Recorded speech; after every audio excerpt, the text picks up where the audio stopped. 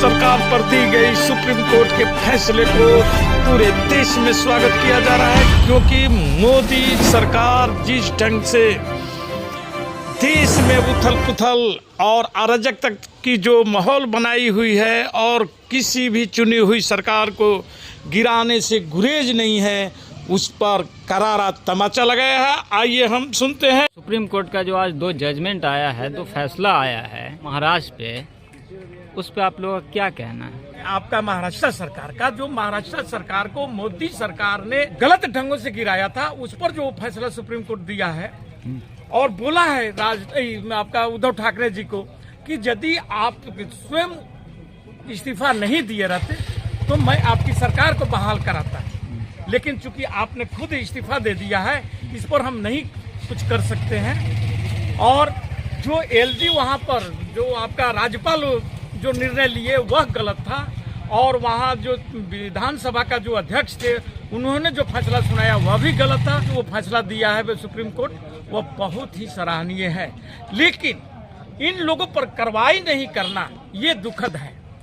Supreme court को इन तीनों लोगों पर कार्रवाई भी करनी चाहिए थी कि जो कि गलत ढंगों से सरकार को गिराते हैं, सरकार में खरीद फरोख्त कराते हैं, और यह इसका पूरा जिम्मेवारी है केंद्र सरकार और मोदी सरकार जो चोरी का सरकार बनाती है और ज्यादा से ज्यादा अपने सरकार को स्थापित करना चाहती है। इनकी हवस हो चुका है मोदी जी को कि हम किसी भी ढंग से प्रक्रिया किसी भी ढंग से सत्ता में बहाली करें और अपने लोगों को, अपने हित मित्रों को वहां पर उस सरकार में काम दिलाते रहें, काम करें। और उसमें वे लोगों के पार्टनरशिप है जो कि आप आज दिन सुन भी रहे हैं कि इसमें अगर सहभागिता इनकी नहीं रहती तो इतनी जोर शोर से ये अपने मित्र मंडलियों को लेकर के विदेश लेकर के नहीं जाते, वहां पर ठेका पट्टा नहीं दिलाते। अब वे वहां की जब लोग जनता समझ गई, वहां की सरकारें समझ गई, तब यहाँ के भारत की जो राज्य सरकारें हैं उनको डिस्टर्ब करके गलत ढंगों से अपने कब्जा में ले रहे हैं, सरकार गिरा दे रहे हैं पैसे के बल पर, और वे पैसा उनके मित्र मंडली खर्चा करता है क्योंकि उसको सूद सहित उनको वापस आता है। ये सारे चीजों को सुप्रीम कोर्ट ने समझा है और समझ करके और जो फैसला दिया है, लेकिन उन तीनों व्यक्ति को जो इसमें दोषी हैं महाराष्ट्र सरकार में, उन पर भी कार्रवाई करने का आदेश होना चाहिए था। ये आम जनता की राय है। लेकिन दूसरा चीज, एक और फैसला जो 16 विधायकों का हुआ है जिसको कि अपर बेंच को दे दिया गया है, वह भी एक अच्छी निर्णय है,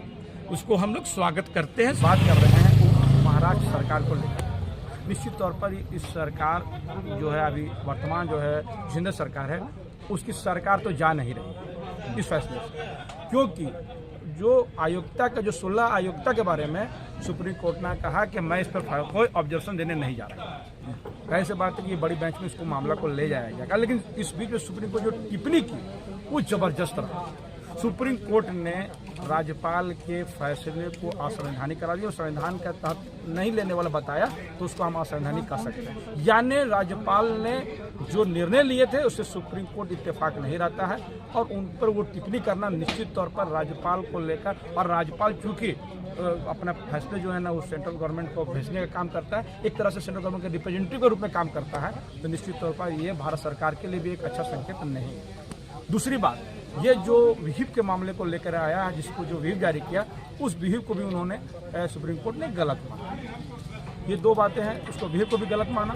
और तीसरी जो बातें, सबसे बड़ी बातें हैं आ रही हैं कि ये जो बोला कि अगर मुख्यमंत्री उद्धव ठाकरे जी यदि फ्लोर टेस्ट से पहले जो अगर इस्तीफा नहीं देते तो मैं इसको बहाल कर देता, एक लंबी लकीर खींचने की कोशिश।